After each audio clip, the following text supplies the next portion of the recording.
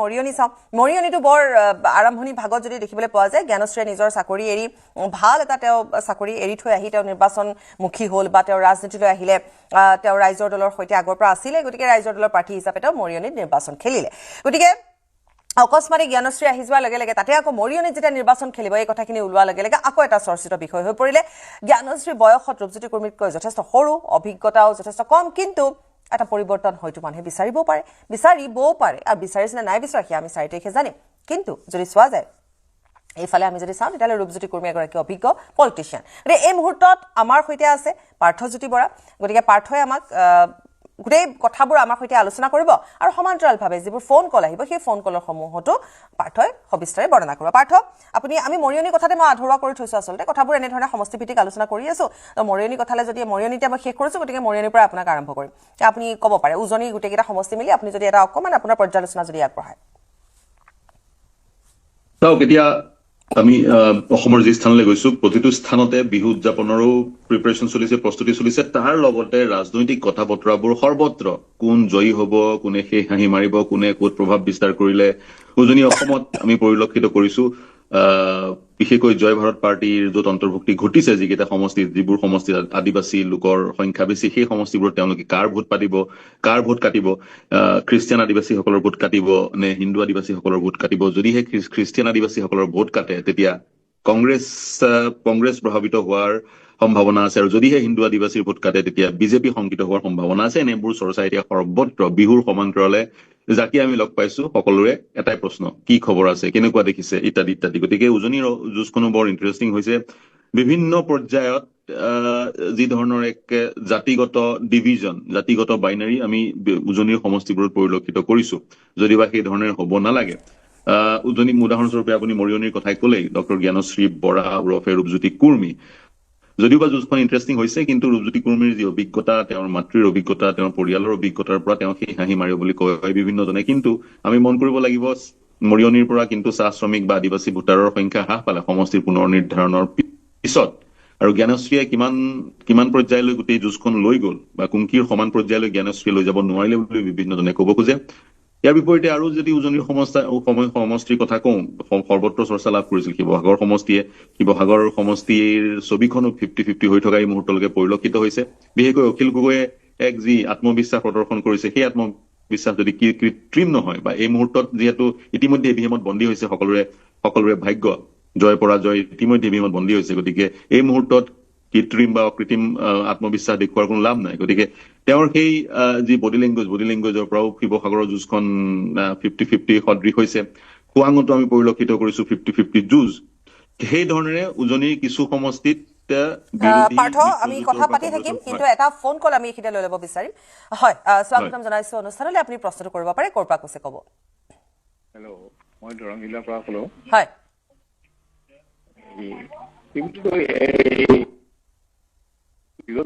বিচাৰিছো তাৰমানে গৌৰৱ গগৈ অখিল গগৈ আৰু লুৰিণজ্যোতি গগৈ এই তিনিজনৰ কি পজিশ্যনত আছে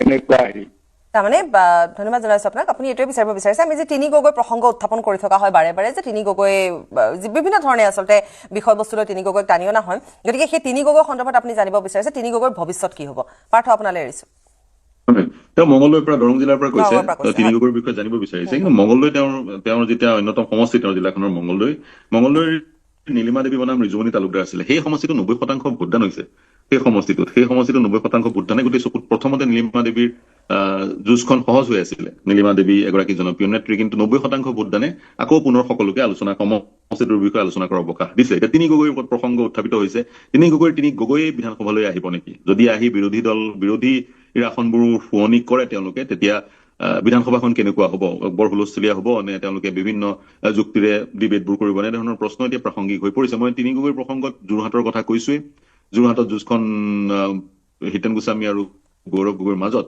আৰু সেই যুঁজখনত গৌৰৱ গগৈয়ে এক এডভান্টেজেছ পজিশ্যনত আছে বুলি বিভিন্নজনে ক'ব খোজে কিন্তু পুনৰ কৈছো গৌৰৱ গগৈ কিন্তু যি ধৰণে প্ৰচাৰ চলাব লাগিছিল সেই ধৰণে যোৰহাটত প্ৰচাৰ নচলালে আৰু গৌৰৱ গগৈ যোৰহাটত কমকৈ প্ৰচাৰ চলোৱাৰ যি সুযোগ সেই সুযোগ হিতেন গোস্বামীও গ্ৰহণ কৰা আমি পৰিলক্ষিত নকৰিলো আৰু বিজেপিয়ে যি অভিজ্ঞতা লোকসভাৰ অভিজ্ঞতা যোৰহাট লোকসভা সমষ্টিৰ পৰা যি অভিজ্ঞতা লাভ কৰিলে এক প্ৰকাৰ তিতা অভিজ্ঞতা গতিকে সেই তিতা অভিজ্ঞতাৰ পৰা তেওঁলোকে যি পদক্ষেপ লোকসভা নিৰ্বাচনত লৈছিল তাৰ পুনৰাবৃত্তি এইবাৰ নঘটালে অৰ্থাৎ বাহুবল ধনবল আৰু এটা ফোন আছে লৈ লৈছো পাৰ্থ স্বাগতম জনাইছো অনুষ্ঠানলৈ ক'ৰ পৰা কৈছে পৰিচয়টো দিব হেল্ল' মই নলবাৰীৰ পৰা কৈছো এই আপোনাৰ বৰক্ষেত্ৰী সমষ্টিৰ পৰা বৰক্ষেত্ৰী সমষ্টি দিগন্ত বৰ্মন আৰু আপোনাৰ নাৰায়ণ ডেকাৰ সেইটো মই জানিব বিচাৰিছো আপুনি কেনেকুৱা দেখিছে বাৰু মই পাৰ্থই জনাব কিন্তু আপুনি যিটো প্ৰেক্ষাপট আপুনি কেনেকুৱা দেখিছে আপোনাৰ দৃষ্টিৰে মই প্ৰত্যেকতো আপোনাৰ নাৰায়ণ ডেকাৰ সেইটোৱে বেছি দেখিছো আচ্ছা আপোনাৰ প্ৰশ্নৰ উত্তৰ অকমান দিবলৈ চেষ্টা কৰিব পাৰ্থ কি ক'লে তেওঁ বৰক্ষেত্ৰী কোনটো সমষ্টি লাগে তেওঁ বৰক্ষেত্ৰীয়ে তেওঁ ক'লে যে তেওঁ নাৰায়ণ ডেকাৰ ক্ষেত্ৰত যথেষ্ট ভাল এটা ফলাফল তেওঁলোকে দেখিবলৈ পাইছে মানে বতাহ নাৰায়ণ ডেকাৰ ফালে বলা যেন তেওঁ দেখিছে হয় হয় তেওঁ চাগৈ সেই ধৰণে দেখিছে আৰু বিভিন্নজনে সেই ধৰণে ক'ব খোজে এণ্টি ইনকাম্বেঞ্চি আছিলে দিগন্ত বৰ্মনৰ বিৰুদ্ধে প্ৰাক্তন মুখ্যমন্ত্ৰী ভূমিধৰ বৰ্মনৰ পুত্ৰ গতিকে নাৰায়ণ ডেকা পূৰ্বৰো তেওঁ বিধায়ক বৰক্ষেত্ৰী সমষ্টিটোত গতিকে জনগাঁথনিৰ দিশৰ পৰা বিজেপি লাভান্বিত পজিশ্যনতে আছিলে কিন্তু আৰু তাৰ সমান্তৰালে বৰক্ষেত্ৰী সমষ্টিটোত যিসকল সংখ্যালঘু লোক আছে তেওঁলোকে কৰবাত নহয় কৰবাত নাৰায়ণ ডেকাক সমৰ্থন দিয়াৰ কথা আমি শুনিবলৈ পাইছিলো পূৰ্বৰ বিধায়ক গতিকে এইবাৰ বৰক্ষেত্ৰীত নাৰায়ণ ডেকাৰ স্থিতি মজবুত বুলি বিভিন্নজনে ক'ব খোজে পুনৰ আমি কম এয়া এক ধৰণৰ আলোচনা যি আলোচনা এতিয়া সৰ্বত্ৰ চৰ্চা লাভ কৰিছে গতিকে 4 মে'তহে সকলো গম পাম গতিকে এই সময়ছোৱাত কিছুমান বাধ্যবাধকতাও আছে কথাবোৰ আলোচনা কৰাৰ নিৰ্বাচনৰ গতিকে 4 মে'তহে গম পাম তেওঁ যিটো দেখিছে তেনেধৰণৰ কথা বতৰা সকলো বা স্থানীয় বিশেষজ্ঞসকলেও কোৱা শুনিছো হয় নিশ্চয় গতিকে 4 মে'লৈ আমি অপেক্ষা কৰিব লাগিব আৰু আমি ভবাৰ ধৰে বা কোনে কেনেকৈ ভোট দিছে কাৰণ গোটেই কথাবোৰ নিৰ্ভৰ কৰিব আপোনালোকৰ ওপৰতে আমাৰ ওপৰতে গতিকে তেনে ক্ষেত্ৰত আমি 4 মে'লৈ অপেক্ষা কৰিব লাগিব এতিয়া আপুনি এটা কথা পাপৰি দুই গগৈ এক গগৈ কথা পাতিলো গৌৰৱ গগৈ বাকী থাকিল অখিল গগৈ শিৱসাগৰৰ কথাটো মই আৰম্ভণিতে কৈছিলো তাৰপিছত খোৱাং লুৰিণ গগৈয়ে তীব্ৰ প্ৰত্যাহ্বান জনোৱা পৰিলক্ষিত হৈছে খোৱাং সমষ্টিৰ বিধায়ক বা চিটিং MLA চক্ৰধৰ গগৈ কিন্তু সকলো আমি ৰিজাল্টৰ পিছতহে গম পাম ৰিজাল্টৰ দিনাখনহে গম পাম আপুনি জ্ঞানশ্ৰী প্ৰসংগ উত্থাপন কৰোতে আপুনি কুংকি চৌধুৰীৰ কথা ক'লে কুংকি চৌধুৰীয়ে কিন্তু এক প্ৰকাৰ আৰম্ভণিৰ পৰা তেওঁ যেতিয়াই আচলতে লেণ্ড কৰিছিল বুলি ক'ব পাৰি তেওঁ যেতিয়াই আহি পৰিছিল ইয়াত সোমাই পৰিছিল এই গোটেই ৰাজনীতি ক্ষেত্ৰখনত তেওঁ যেতিয়াই টিকট লাভ কৰিছিল এজেপিৰ পৰা তেতিয়াৰ পৰা তেওঁ যি ধৰণে চৰ্চাত আছে সেই চৰ্চা কিন্তু নিৰ্বাচনৰ পাছতো আজি তাৰিখলৈকে তেওঁ চৰ্চাত আছে কুংকি হয় কুংকিৰ প্ৰথমটো এইটো নিৰ্বাচন আৰু কুংকিয়ে প্ৰথমটো নিৰ্বাচনত যিমান চৰ্চা লাভ কৰিছে বিগত সময়ত কিন্তু যদি আপুনি 3টামান দশকৰ নিৰ্বাচনৰ প্ৰেক্ষাপট চাই তেনেকৈ নিৰ্বাচনৰ সময়ছোৱাত এগৰাকী প্ৰাৰ্থীয়ে 85 চনটো বাদ দি চৰ্চা লাভ কৰা আমাৰ পৰিলক্ষিত হোৱা নাই তাৰ কাৰণটো কিন্তু শাসক পক্ষই তেওঁক যি ধৰণে আক্ৰমণ কৰিবলৈ আৰম্ভ কৰিলে তাৰ প্ৰয়োজনীয়তা আছিলে নে নাই যদি প্ৰয়োজনীয়তা নাছিলে সেই ধৰণৰ আক্ৰমণ এটা ফোন লৈ লৈছো এইখিনিতে স্বাগতম জনাইছো অনুষ্ঠানলৈ প্ৰশ্নটো কৰিব কৰপা কৈছে ক'ব যোগাযোগ বিচ্ছিন্ন হৈছে হয় আপুনি কওক হয় আপুনি কওক কিমান আক্ৰমণৰ প্ৰয়োজনীয়তা আছিল নেকি আৰু যদিহে নাছিলে কিমান আক্ৰমণ কিয় কৰা হ'ল আক্ৰমণৰ পৰিপ্ৰেক্ষিতত প্ৰাৰ্থীগৰাকীয়ে চৰ্চা লাভ কৰিলে সৰ্বত্ৰ আৰু সেই চৰ্চা নিৰ্বাচনৰ পিছতো বাহাল থকা মই পৰিলক্ষিত কৰিছো কুংকিক থানালৈ মাতি অনা হ'ল তেওঁৰ বিৰুদ্ধে অভিযোগ উত্থাপন হ'ল কুংকিৰ মাতৃও মুখ্যমন্ত্ৰী বা আনসকলৰ বিৰুদ্ধে অভিযোগ দিলে আৰু তাৰ পৰিপ্ৰেক্ষিতত যাৰ ফলত তেওঁ এতিয়াও শিৰোনাম দখল কৰি আছে আৰু এই যে শিৰোনাম দখল কৰা গোটেই প্ৰক্ৰিয়াটো সেই প্ৰক্ৰিয়াটোৱে কিন্তু কুংকিক অলৰেডি এগৰাকী ৰাজনৈতিক নেতা হিচাপে প্ৰতিষ্ঠা লাভ কৰালে অতি কম সময়ৰ ভিতৰত মানে বয়সৰ দৃষ্টিও কম সময়ৰ ভিতৰত আৰু যিমান সময় তেওঁ লাভ কৰিলে নিজে ভাবক 1 মাহৰ ভিতৰত কুংকিয়ে সেই নিগেটিভ পিয়াৰ এটাও হ'ল বা তেওঁক লৈ যিমানবোৰ কথা কোৱা হ'ল বা তেওঁক লৈ যিবোৰ কৰা এতিয়ালৈকে হৈ আছে যিয়ে ন কোন শুদ্ধ কোন অশুদ্ধ এইবোৰ পাছৰ কথা কিন্তু তেওঁ আপুনি কোৱাৰ দৰে তেওঁ এগৰাকী জনপ্ৰিয় নেত্ৰী হৈ পৰিলে আচলতে আজিৰ তাৰিখত নেত্ৰী হৈ পৰিলে এটা পৰ্যায়লৈ জনপ্ৰিয় হয়নে নহয় নাজানো নেত্ৰী হৈ বহুল চৰ্চিত নেত্ৰী হৈ পৰিলে ফলাফল কি হয় নাজানো বিভিন্নজনে কয় জনগাঁথনিৰ দিশৰ পৰা বিজয় গুপ্তাই সেই হাঁহি মাৰিব কিন্তু যদিও বিজয় গুপ্তাই সেই হাঁহি মাৰিব ইতিমধ্যে কিন্তু হয় ফোন আছে স্বাগতম জনাইছো প্ৰশ্নটো কৰিব পাৰে ক'ৰ পৰা কৈছে ক'ব টিভিৰ ভলিউমটো কমাই ল'ব হেল্ল' কওক তাকৈ সংযোগ বিচ্ছিন্ন হৈছে হেল্ল' কওক হয় হয় নদুৱা সমষ্টিৰ পদ্ম হাজৰিকা আৰু চেত্ৰীৰ ভিতৰত তেওঁলোকৰ ভিতৰত কোনজনে হেৰি কৰিব আপুনি লাইনত থাকক নদুৱাৰ সমষ্টিত পদ্ম হাজৰিকা আৰু সুমল চেত্ৰী হেল্ল' শুনিছো মুঠতে তেওঁ নদুৱাৰ সমষ্টিৰ কথা জানিব বিচাৰিছে পাৰ্থ পদ্ম হাজৰিকা নদুৱাৰ সমষ্টি নদুৱাৰ সমষ্টিৰ যি বিশ্লেষণ সেই বিশ্লেষণ আমি আগতেও দিছো। নদুৱাৰ সমষ্টিৰ সুনীল চেত্ৰী বনাম পদ্ম হাজৰিকা বিশ্বনাথ শোণিতপুৰ বৃহত্তৰ শোণিতপুৰ জিলাৰ এটা অন্যতম সমষ্টি। যদিও বা সুনীল চেত্ৰীৰ সৈতে যি এটা ঘটনা হৈছিল, সুনীল চেত্ৰীক আক্ৰমণৰ অভিযোগ উত্থাপন হৈছিল আৰু সুনীল চেত্ৰী গোৰ্খা সম্প্ৰদায়ৰ এগৰাকী প্ৰতিনিধি, সেই সময়ত কিন্তু কিছু প্ৰত্যাহ্বান সুনীল চেত্ৰীয়ে সৃষ্টি কৰিবলৈ তেওঁ সক্ষম হৈছিলে। বিশেষকৈ গোৰ্খা ভোটখিনি তেওঁৰ পক্ষত, কংগ্ৰেছৰ পক্ষত কনচলিডেট কৰিবলৈ তেওঁ চেষ্টা কৰিছিলে। কিন্তু তৎসত্বেও মই কওঁ 96ৰ পৰা ৰাজনীতিত সক্ৰিয় বহুবাৰ বিধায়ক পদ্ম হাজৰিকা। গতিকে পদ্ম হাজৰিকাৰ যি অভিজ্ঞতা বা বিভিন্ন সময়ত তেওঁ যি বাহুবল প্ৰয়োগ কৰিছিল, সেই দিশৰ পৰা বিভিন্নজনে ক'ব খোজে তেওঁ সেই হাঁহি মাৰিব। কিন্তু সেই যিটো বিশেষ ঘটনা ঘটিছিলে সুনীল চেত্ৰীৰ লগত নিৰ্বাচনী হিংসাৰ, সেই ঘটনাটোৱে কিছু গোৰ্খা ভোট কনচলিডেট কৰাৰ খবৰ আমি পাইছিলো। কিন্তু সেয়া BVM-ত কিমান প্ৰতিফলিত হ'ল আমি 4 তাৰিখে গম পাম। কিন্তু এই মুহূৰ্তত ক'ব লাগিব নদুৱাৰ সমষ্টিটোত শেষ হাঁহি মৰাৰ দিশে পদ্ম হাজৰিকাই গৈছে বুলি নদুৱাৰ ৰাইজে ক'ব বিচাৰে। জনগাঁথনিৰ দিশৰ পৰাও বা অন্য যদি আমি বিশ্লেষণবোৰ চাওঁ সেই দিশৰ পৰাই পদ্ম আৰু ফোন আছে লৈ লৈছো পাৰ্থ, আৰু ফোন আছে লৈ লৈছো। স্বাগতম জনাইছো অনুষ্ঠানলৈ। আপুনি ক'ৰ পৰা কৈছে ক'ব, প্ৰশ্নটো কৰিব। হেল্ল' কওক। হা? জালুকবাৰী সমষ্টি কওক। জালুকবাৰীৰ কথা তেওঁকেই সোধক। জালুকবাৰীৰ কথা আমিনো কি ক'ম, জালুকবাৰীৰ কথা আপুনিয়ে ভালকৈ জানিব। কওকচোন আপুনি। হা হা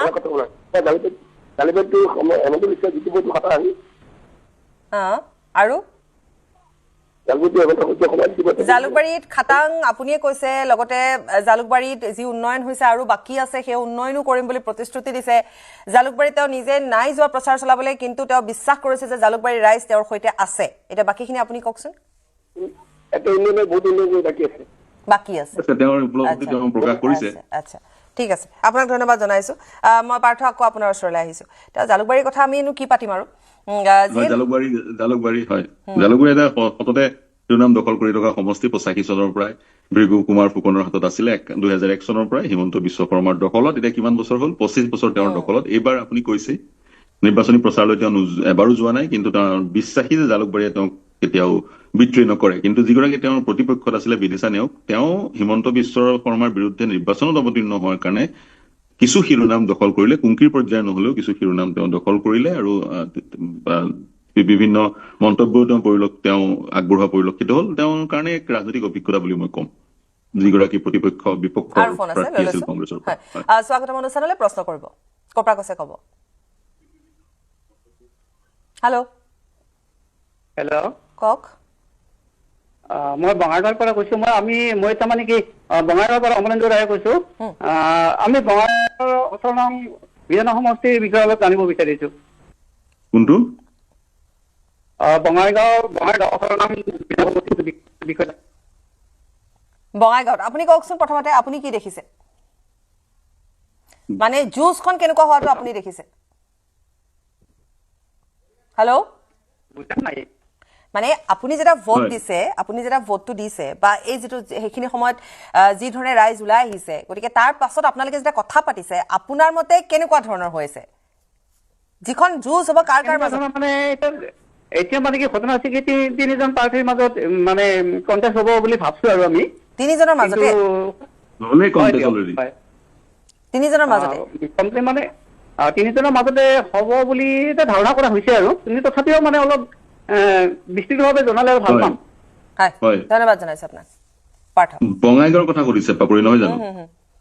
যদি বঙাইগাঁও জিলাৰ কথা কয়, বঙাইগাঁও জিলাত 3টা সমষ্টি, অভয়াপুৰী, সৃজনগ্ৰাম আৰু বঙাইগাঁও। সৃজনগ্ৰাম সংখ্যালঘু অধ্যুষিত সমষ্টি, য'ত অসম গণ পৰিষদৰ এজন বিধায়ক আছে ছাহিদুল ইছলাম আৰু কংগ্ৰেছৰ নুৰুল ইছলাম। কিন্তু সকলোতকৈ চৰ্চা লাভ কৰা সৃজনগ্ৰামৰ হৈছিল ৰেজাউল কৰিম চৰকাৰ। তেওঁ আমছুৰ প্ৰাক্তন সভাপতি আৰু কংগ্ৰেছত যোগদান কৰি বিতৰ্কিত মন্তব্য কৰি AIUDF-লৈ গৈছিল আৰু AIUDF-ৰ সৃজনগ্ৰামৰ প্ৰাৰ্থী।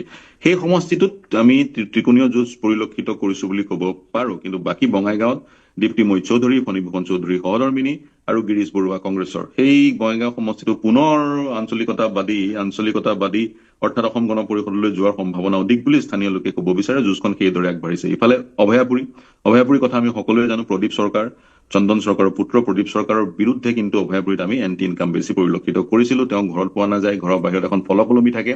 যে বিধায়ক ঘৰত নাই বুলি এখন ফলক ওলমি থাকে গতিকে তেওঁৰ বিৰুদ্ধে চন্দন চৰকাৰৰ যি ধৰণৰ এক ৰাইজৰ মাজত জনপ্ৰিয়তা আছিল বা ৰাইজৰ মাজলৈ গৈছিল তাৰ বিপৰীতে প্ৰদীপ চৰকাৰ যোৱা নাই বুলি স্থানীয় ৰাইজে কয় ভূপেন ৰয় অসম গণ পৰিষদত আছিলে নিৰ্বাচনৰ আগত তেওঁক বিজেপিত যোগদান কৰি অভয়াপুৰী প্ৰাৰ্থিত্ব প্ৰদান কৰা হ'ল ভূপেন ৰয়ৰ জনপ্ৰিয়তা অধিক আমি পৰিলক্ষিত কৰিলো অভয়াপুৰীত যদিহে ভূপেন ৰয়ৰ জনপ্ৰিয়তাই পাৰ্থ আৰু এটা ফোন আছে আমি এইখিনিতে লৈ লওঁ ফোনটো স্বাগতম অনুষ্ঠানলৈ প্ৰশ্নটো কৰিব ক'ৰ পৰা কৈছে ক'ব মঙল লৈ কৈছো হা মঙলদৈৰ পৰা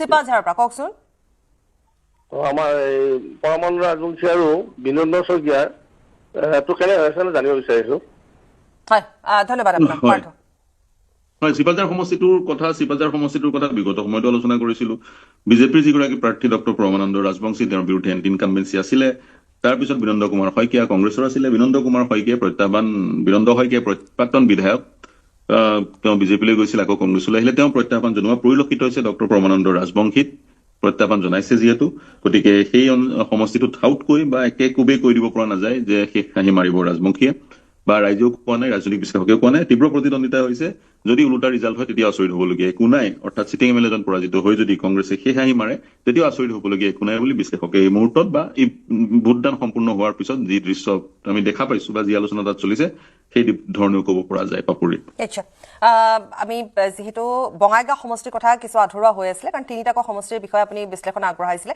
আপুনি অভয়াপুৰীৰ কথা ক'লে আৰু অকণমান যদি আপুনি আগবঢ়াই দিয়ে কথাখিনি এটা ফোনো আছে আমি লৈ লৈছো এইখিনিতে পাৰ্থ এক মিনিট নিশ্চয় এটা ফোন আছে লৈ লৈছো স্বাগতম অনুষ্ঠানলৈ প্ৰশ্নটো কৰিব হেল্ল' চিপাঝাৰৰ পৰা কৈছে আপুনি হয় আপুনি কৈছিলে নেকি অলপ আগতে আপুনি অলপ আগত ফোন কৰিছে চাগে আমালৈ আমি চিপাঝাৰৰ কথাখিনি ইতিমধ্যে বিশ্লেষণ কৰিছো আপোনাক ধন্যবাদ জনাইছো আমি নেক্সট আৰু যদি ফোন আছে ল'ম হয় পাৰ্থ আকৌ বঙাইগাঁৱলৈ আহিছো যিমান দূৰ মোৰ মনত আছে সৃজনগ্ৰাম সমষ্টিটোত ব্যাপক ভোটদান হৈছে 95% ওপৰত হৈছে যি কি নহওক সংখ্যালঘু যিকেইটা সমষ্টি সেই সমষ্টিকেইটাত হিলদোল ভাঙি সংখ্যালঘু ৰাইজে ভোট দিব আহিছে য'ত বাহিৰত য'ত কেৰালাত য'তেই আছিলে দিল্লী মুম্বাইত সেইবোৰ স্থানৰ পৰা ৰেলত বা ফ্লাইটত যি ধৰণে পাইছে তেওঁলোক ঘূৰি আহিছে ভোটদান কৰিছে এতিয়া সৃজনগ্ৰামত তিনিওজন সংখ্যালঘু অধ্যুষিত এটা সমষ্টিৰ তিনিওজন প্ৰাৰ্থী ইছলাম ধৰ্মী চাহিদুল ইছলাম নুৰুল ইছলাম ৰেজাউল কৰিম চৰকাৰ এজিপি কংগ্ৰেছ আৰু এআইডিএফ গতিকে সংখ্যালঘু ৰাইজ ভোট দিবলৈ আহিছে কাৰ সমৰ্থনত কি ইংগিত দিছে বা তেওঁলোকে ভোট নিদিলে তেওঁলোকৰ নাগৰিকত্বৰ ওপৰত প্ৰশ্ন উত্থাপিত হ'ব সেই কথা ভাবিয়ে বা সেই ধাৰণা কৰিয়ে হিলদোল ভাঙি ভোট দিবলৈ আহিছে নেকি এনেবোৰ কথা প্ৰাসংগিক গতিকে সেই দৃষ্টিৰে 95% ভোটদান হোৱাৰ বিষয়টো কোনটো দলৰ আৰু এটা ফোন আছে পাৰ্থ লৈ লৈছো আৰু এটা পাৰ্থ ফোন আছে লৈ লৈছো স্বাগতম অনুষ্ঠানলৈ প্ৰশ্ন কৰিব পাৰে ক'ৰ পৰা কৈছে ক'ব হেল্ল' কওক মই ধেমাজিৰ পৰা কৈছো হয় ধেমাজি জিলাখনৰ কথা শুনিব ধেমাজি জিলাখনৰ তিনিটা সমষ্টি ধেমাজি জিলাখনৰ তিনিটা সমষ্টিৰ কথা জানিব বিচাৰিছে আৰু আপুনি নিজৰ দৃষ্টিভংগীৰে কি ভাবে এগৰাকী ভোটদাতা হিচাপে আমিতো যিটো দিছো আৰু কিন্তু আপোনালোকক কি হ'ল সেইটো জানিব বিচাৰিছো মানে কিবা কেনেকুৱা হ'ব ৰিজাল্টটো কোনফালে যাব বা আমি দিয়াজনৰ কি হ'ব এনেকুৱা ধৰণৰ কথাবোৰ জানিব বিচাৰিছে হয়নে মই পাৰ্থ ধেমাজিৰ কথা জানিব বিচাৰিছে ধেমাজি সংৰক্ষিত চিচি বৰগাঁও ওপেন জোনাই সংৰক্ষিত ধেমাজিত শিক্ষামন্ত্ৰী বিজেপিৰ প্ৰাৰ্থী ডক্টৰ ৰণোজ পেগু তেওঁৰ প্ৰতিদ্বন্দ্বিতা আগবঢ়াইছে শৈলেন সোণোৱালে ধেমাজি এবাৰ শিৰোনাম দখল নকৰিলে বৰ ডাল এক নিৰ্বাচনী প্ৰচাৰ আমি ধেমাজিত পৰিলক্ষিত কৰিলো তৎসত্বেও শৈলেন সোণোৱালে খুব বৃহৎ এক ডক্টৰ পেগুক যে প্ৰত্যাহ্বান জনাব সেই ধৰণে ৰাইজে আমাক কোৱা নাই বা সেই ধৰণৰ দৃশ্য আমি দেখা নাই তো চিচি বৰগাঁওখনে শেষ মুহূৰ্তলৈকে শিৰোনাম দখল কৰিছিলে কাৰণ যিগৰাকী মিত্ৰজোঁটৰ প্ৰাৰ্থী দুলাল বৰুৱা মই যদি নামটো ভুল কৰা নাই পূৰ্বতে তেওঁ আটাচুৰ সৈতে জড়িত হৈছিল আৰু চিচিবৰ গাঁৱত ৰাইজৰ দলে কিন্তু আৰম্ভণিৰে পৰা তেওঁলোকে বাঁহৰ পাতি কল চেণ্টাৰ খুলি বিৰাট সক্ৰিয়তা প্ৰদৰ্শন কৰি আছিলে আৰু শেষত চিচিবৰ গাঁও সমষ্টিটোত সদৌ শেষত যিগৰাকী পচন্দৰ প্ৰাৰ্থী স্থানীয় সাংসদগৰাকীৰ আছিলে প্ৰধান বৰুৱাৰ আছিলে সেইগৰাকীক নিদি আন এগৰাকীক প্ৰক্ষেপ কৰা হ'ল বিজেপিৰ পৰা সেইগৰাকী হৈছে আৰু এটা ফোন লৈ লওঁ আমি ধেমাজিটো অকণমান ৰাখি থ'ম আকৌ কথা পাতিম স্বাগতম অনুষ্ঠানলৈ প্ৰশ্নটো কৰিব পাৰে ক'ৰ পৰা কৈছে ক'ব মই দলগাঁৱৰ পৰা কৈছো হা দলগাঁৱৰ পৰা কৈছে কওক দলগাঁৱৰ কি খবৰ আছে অলপ জনাই দিব ভাল আছিল ধন্যবাদ জনাইছো দলগাঁৱৰ খবৰ তেনেকুৱা একো নাই, আমি বিশ্লেষণ কৰি আছো। 4 তাৰিখলৈকে অপেক্ষা কৰিব লাগিব আপোনালোকে। এই সময়ছোৱাত এক্সিট পোল, অপিনিয়ন পোল, বাৰু অপিনিয়ন পোলৰ অৱকাশ নাই। এক্সিট পোল নিষিদ্ধ। এক্সিট পোল এপ্ৰিলৰ 29 তাৰিখে 6:30 বজাৰ পিছতহে প্ৰকাশ কৰাৰ কিন্তু দলগাঁৱত অকমান জমিছেও আৰম্ভণিৰ পৰা যদি চোৱা যায় নিৰ্বাচনৰ যি প্ৰাক নিৰ্বাচনী হিংসা দেখিলো আমি দলগাঁৱত, তাৰ উপৰি তেওঁলোকৰ প্ৰাৰ্থিত্ব কেন্দ্ৰিক যিবোৰ সংঘাত আছিলে সেয়া আমি দেখিলো দলগাঁৱত। মুঠতে এই নিৰ্বাচন বুলি ক'লে যিবোৰ হেডলাইন্স গ্ৰহণ কৰাৰ ভিতৰত দলগাঁও অন্যতম আছিল। দলগাঁও সমষ্টি, হয়। দলগাঁও সমষ্টিত আজিজুৰ ৰহমান আছিলে বিৰোধী মিত্ৰজোঁটৰ প্ৰাৰ্থী। এতিয়া আজিজুৰ ৰহমান চাওক, আজিজুৰ ৰহমানে ইয়াৰ আগতে নাওবৈচাত ইলেকশ্যন খেলিছিল। নাওবৈচাত সংখ্যালঘু অধ্যুষিত এটা সমষ্টি যোৱাবাৰলৈকে আছিল। সমষ্টি পুনৰ নিৰ্ধাৰণৰ পিছত নাওবৈচাটো গ'লগৈ সংৰক্ষিত। যাৰ পৰিপ্ৰেক্ষিতত আজিজুৰ একেবাৰে পালেগৈ দলগাঁও, মংগলদৈৰ দলগাঁও। আৰু দলগাঁৱত কি কৰা হ'ল, 3,14,000 ভোটাৰ আছে আৰু দলগাঁৱত মুছলিম ভোটাৰ সংখ্যাটো বৃদ্ধি কৰি দিয়া হ'ল।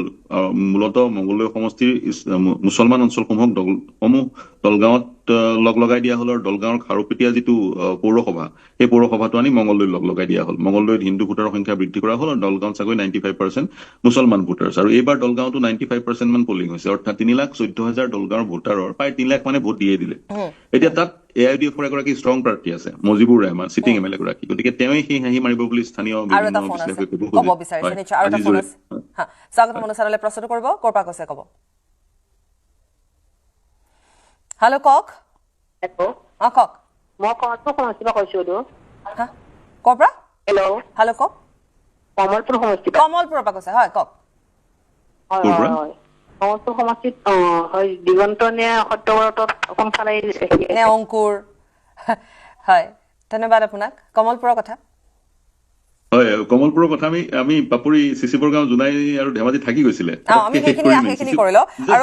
থুৰতে কৈ দিওঁ, তেওঁ চাগে অপেক্ষা কৰি আছে যিজনে ফোন কৰিছিল। ধেমাজি আৰু জোনাইত ভুৱন পেগু আৰু ৰাজকুমাৰ মেধক, কংগ্ৰেছৰ ৰাজকুমাৰ মেধক আৰু বিজেপিৰ ভুৱন পেগু চিটিং MLA, আৰু ৰণোজ পেগু শিক্ষামন্ত্ৰী ধেমাজিৰ চিটিং MLA। গতিকে ৰণোজ পেগু আৰু ভুৱন পেগু অৰ্থাৎ ধেমাজি আৰু জোনাই তেওঁলোক শক্তিশালী ৰূপত আত্মপ্ৰকাশ কৰিছে তেওঁলোকে বুলি স্থানীয় লোকে কয়। আৰু চিচিবৰ গাঁৱত যুঁজখন ইণ্টাৰেষ্টিং হৈছে। যদি চিচিবৰ গাঁৱত বিজেপিৰ প্ৰাৰ্থীজনে সেই হাঁহি নামাৰে তেতিয়া আচৰিত হ'বলগীয়া একো নাই বুলি স্থানীয় লোকে ক'ব বিচাৰে, স্থানীয় বিশ্লেষকে ক'ব বিচাৰে, বা সেই ধৰণৰ ছবি এখন প্ৰতিফলিত হৈছে। হয়, তাৰপিছত কি সুধিলে? কমলপুৰ, সত্যব্ৰত কলিতা নে দিগন্ত কলিতা? কমলপুৰৰ শিৰোনাম দখল কৰিছিল সত্যব্ৰত কলিতা, নতুনকৈ কংগ্ৰেছী। তেওঁৰ সমৰ্থন কিন্তু একেবাৰে পাৰ্টি হাইকমাণ্ড দিল্লী পৰ্যন্ত লাভ কৰিছিল। তেওঁক দিল্লীৰ শীৰ্ষ পৰ্যায়ৰ নেতাই তেওঁৰ কাৰণে নিৰ্বাচন ৰেলী কৰিছিল। যুঁজখন ইণ্টাৰেষ্টিং হৈছে। যদিও বা চিটিং MLA দিগন্ত কলিতা তেওঁ প্ৰত্যাহ্বানৰ সন্মুখীন হৈছে। গতিকে এই মুহূৰ্তত কিন্তু তাত আৰু এগৰাকী আছে যিগৰাকীও কিন্তু প্ৰত্যাহ্বানৰ সৃষ্টি কৰিব, সেইগৰাকী হৈছে অংকুৰ। হয়, গতিকে তেওঁ যথেষ্ট প্ৰত্যাহ্বানৰ সৃষ্টি কৰিব। গতিকে সেয়া আছিলে কমলপুৰ। গতিকে এতিয়া যদি চোৱা যায় তেতিয়াহ'লে এই যিটো প্ৰত্যাহ্বানমূলক সময় যিটো আমি 4 তাৰিখে আমি দেখিবলৈ পাম, কোন কাৰ বাবে প্ৰত্যাহ্বান হ'ব, কোন কাৰ বাবে ফেক্টৰ হৈ পৰিব, কোনে কেনেকুৱা ধৰণে ইমান, হয়তো এনেকুৱাও পাৰ্থ কথা থাকিব যে কোনোবা চিটিং MLA যিখিনি আছে তেওঁলোকৰ বাবেও তেওঁলোকে যদি সহজ বুলি ভাবিছিলে এইবাৰ নিৰ্বাচন বৰ এটা সহজ তেওঁলোকৰ বাবে নহ'ব বা নহ'লেও চাগৈ নিৰ্বাচন কিন্তু সহজ নহ'ল। ছবিখন ধূসৰ হৈ পৰিল। ৰাইজৰ মাজত বিভিন্ন কথা, ৰাইজৰ মাজত যি চৰ্চা জমি উঠিছে। মই বিভিন্ন গুৱাহাটীৰ বাহিৰৰ বিভিন্ন স্থান ভ্ৰমণ কৰি সেইটোৱে পৰিলক্ষিত কৰিছো। সকলোৰে মুখত কি হ'ব যে আগতে যোৱাবাৰ বা আগৰ বেলিকা আছিলে যে পুনৰ চৰকাৰখন বিজেপিয়ে গঠন কৰিব, গতিকে বৰ বেছি চিন্তাৰ কাৰণ নাই, বা বৰ বেছি যিসকলে বিজেপিক সমৰ্থন কৰে সেইসকলৰ কথা কৈছো। এইবাৰ কিন্তু কি হ'ব প্ৰশ্নটো মই অধিকাংশ লোকৰ মুখত শুনিছো। গতিকে কংগ্ৰেছে তেনেকুৱা এটা নেৰেটিভ সৃষ্টি কৰিবলৈ, তেনেকুৱা এটা বাতাবৰণ সৃষ্টি কৰাত কংগ্ৰেছ সফল হ'ল। যি ধৰণেই নহওক সফল হ'ল বুলি এই মুহূৰ্তত বিভিন্নজনে ক'ব খোজে। আমি আৰু এটা কথা দলগত আৰু এটা কথা উল্লেখ কৰিব লাগিব। আজিজুৰ ইতিমধ্যে কিন্তু কংগ্ৰেছে যে ঠগিলে সেই অভিযোগ উত্থাপন কৰিবলৈ আৰম্ভ কৰিলে। ফেচবুক ভৰাই দিছে তো এটাৰ পিছত আনটো প্ৰতিক্ৰিয়া প্ৰকাশ কৰি। সময় হ'ল, আমি আপোনাক কথাটো দলগাঁৱত আছে। ধন্যবাদ জনাইছো পাৰ্থ। আৰু আমাৰ প্ৰত্যেকগৰাকী দৰ্শককো ধন্যবাদ জনাইছো। আপোনালোকে ফোন কৰিছে, আপোনালোকৰ সমষ্টিৰ বিষয়ে জানিব বিচাৰিছে। ধন্যবাদ জনাইছো আৰু অনুষ্ঠানৰ পৰা বিদায়।